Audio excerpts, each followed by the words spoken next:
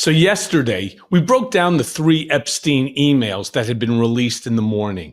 Now that more information has come out, I actually want to unpack it all with you, from new emails that have come out to Trump's response. Welcome back to the Michael Cohen Show on our continued journey to 500,000 subscribers. Look, we got to get there. So hit subscribe, watch, comment, and share, because this stupidity, it has to come to an end.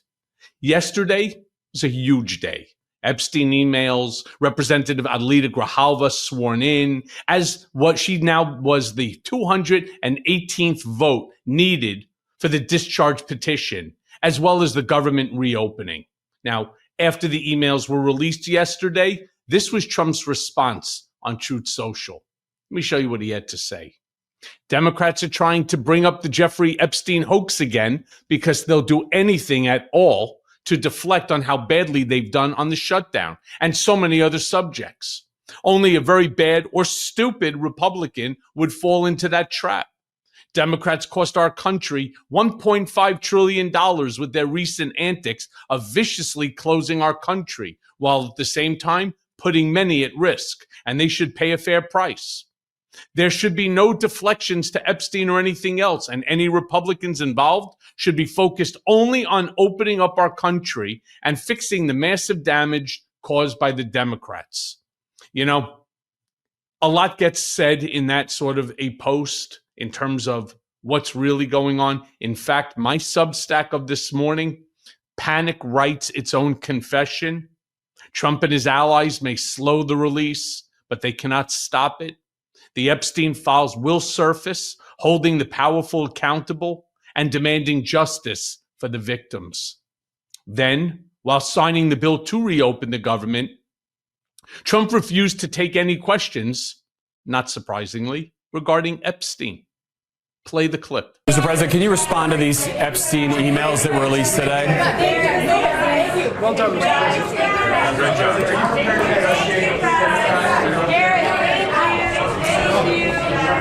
Yeah, that's exactly what you would expect. You see, again, as I wrote in my Substack, well, they tried. Trump, his fixers, his whisperers, the whole oily cast of characters. They leaned real hard on Congress members, Lauren Boebert, Nancy Mace, others, trying to call in favor, threatening, and then basically placing a carrot in front of their nose that they thought would help get them to back off. But it didn't work. Just didn't. Now, I also want to show you a few more of the emails that came out since yesterday. First is one that talks about Trump watching young women swim at Epstein's house. Let me show you what it says. It says, read the BuzzFeed, they meant BuzzFeed, regarding my airplane logs and Hawaiian Tropic contest. Have them ask my houseman about Donald almost walking through the door, leaving his nose print on the glass as young women were swimming in the pool, and he was so focused, he walked straight into the door. That's Jeffrey Epstein speaking to Landon Thomas Jr., who is a financial reporter at the New York Times. All right, let me go 1 minute. The next shows Epstein saying that no one has literally met, no one that he's ever met is as bad as Trump. Tough statement. This is what it says. Recall I've told you, I have met some very bad people. Yeah, Jeffrey, you have. None as bad as Trump. Not one decent cell in his body. So yes, dangerous. Mind you, that's going back to February 8th of 2017. Now, I also want to remind you that they weren't friends at the time. They had had their falling out, and Epstein clearly is trying to do something to get back at Trump.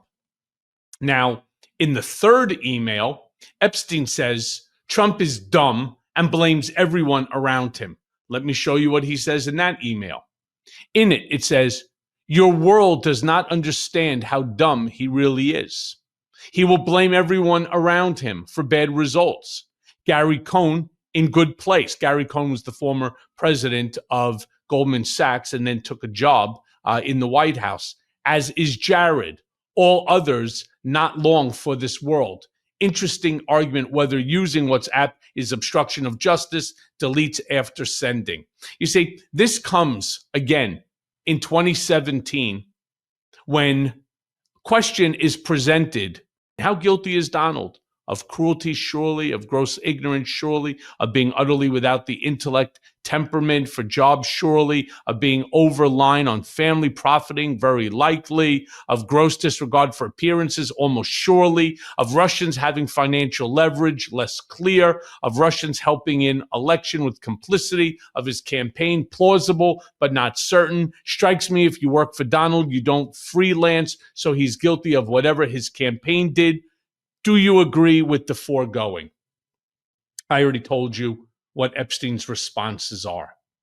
Now, it was also reported yesterday that Trump held a meeting with GOP leaders to try and convince them not to vote for the discharge petition. Again, as I wrote in my Substack, went after Lauren Boebert, went after Nancy Mace. But Lauren Boebert, she came away from that meeting saying that she was standing firm and wanted the files released. Representative Thomas Massie, he even added more context. Play the clip. Wait, I got to give credit to Lauren Boebert to walk into the White House, the center of power, the free world, really, and to sustain that and to come back out and to be solid, and also to Nancy Mace and Marjorie Taylor Greene. There was all the speculation that they might take their names off, and they never did. So it's not a hoax. It's not a moot point. It is a very serious thing. There are 1,000 victims, and there are survivors who have had a press conference with Ro Khanna and I, and that's what we're fighting for, justice for them. Did y'all talk to them at any point during this, as the White House was making clear they were targeting these members? I talked to them. I don't want to say which one I had this conversation with, but one of them was told, we can't let Massie have a win. How petty is that? I mean, this is more than about political wins. It's about getting transparency and justice, which, by the way, this administration promised. You have the vice president, J.D. Vance, you have the AG, you have the FBI director. They've all done a 180 on this. So the White House said to one of these members that they didn't want you to have a win here. That's correct. Yeah. Meanwhile, the truth is, there's more buried in those Epstein files than anyone wants to admit. Certainly more than what surfaced in yesterday's release of the 23,000 emails that came from the Epstein estate, especially those 3 that made the direct reference to President Trump. Headlines, well, they may have focused on those 3, but don't mistake that for the whole story. That, my friends, was a drop in an ocean of evidence. And when men like Trump start leaning this hard to stop the process, you can be sure it's not curiosity that they're afraid of. It's what the rest of those files will confirm. Now, MAGA Mike Johnson, he said that he will put a vote on the House floor next week regarding the files release. He also spoke with reporters last night, and he tried to claim that Democrats objected to a unanimous consent. Serious? Let me explain. So Representative Tim Burchett tried to fast-track the legislation yesterday using a procedure that's called unanimous consent. Reason Democrats denied that was because Burchett's plan would not put the vote on record, all right, and it would not show who voted to pass the bill. And now that we know MAGA Mike is lying, let me show you the clip. I want to say this tonight, and I think this is a shame to a lot of the Hill Press Corps. I'm not going to name any of you by name, but I haven't seen many stories written yet about the fact that we put the discharge up for unanimous consent on the floor tonight. The Republicans, the Speaker, and the Republicans asked for unanimous consent to just go ahead and pass the discharge because I think it's a moot point. The Democrats objected to the unanimous consent. Nobody's written a story about that. That's stunning to me. How can you miss that? If it was about transparency, if it was about full disclosure, there's 2 questions you should ask every Democrat in the House and Senate. Why didn't you bring this up during the 4 years of the Biden administration when the Biden DOJ had all these records the entire time?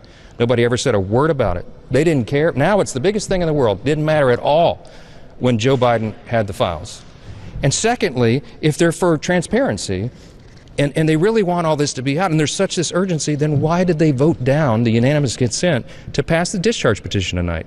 I can't answer that question, but they should, and every one of you should ask them about it. Yes. Thank you. So allow me to answer it for you, MAGA moron. It's very simple. We, the American people, want to know which members of the Republican House are voting for it and which are voting against it. Which ones are willing to put their loyalty, their fealty to the president over morality? That's what we want to know. That, my friends, is called transparency to the T. Now, to show you just how messed up MAGA is on this Epstein matter, I do want to end on a clip of Kevin O'Leary saying that the people hurt most by Epstein are people like the British royal family. Play the clip. Let's just look at facts, because, I mean, everybody has a political position on this. Epstein's still dead tonight, still dead. All the people that have been really hurt by this actually were caught lying in a scandal, including a member of the royal family who was stripped of his titles, all that. Say that again? All the people that were really hurt? Yeah. The people that were really hurt are the women, Kevin. Yeah, and I'm the not young girls. I don't think having who want sex, closure and want truth and want transparency. Finish, or are you got something yeah, but more you're to say? the people hurt is not Thank Prince goodness Andrew. you're That's here. hold on. Okay. No, but that's ridiculous. Let's just say that the person hurt is Prince Andrew. Kevin, You know what? She's right. She's right. At some point in time, Kevin, smarten up, because I know you personally. You're definitely not a stupid guy.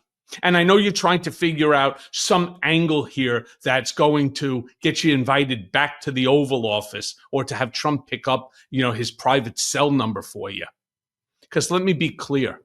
If history tells us anything, and I mean anything, it's this. When Trump and his enablers fight this hard to keep something buried, it's never out of principle.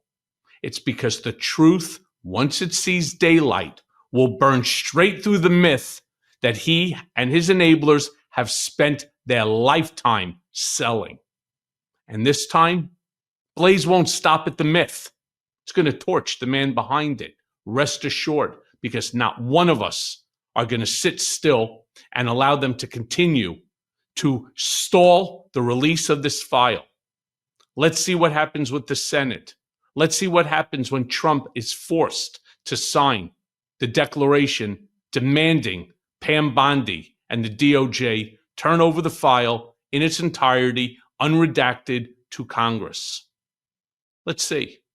And as always, thanks for listening. Hey, everyone. First of all, thanks for watching. We're going to be posting daily episodes with reactions and talking about politics. We'll be talking about everything, in fact. So please like and subscribe. Join us on this journey.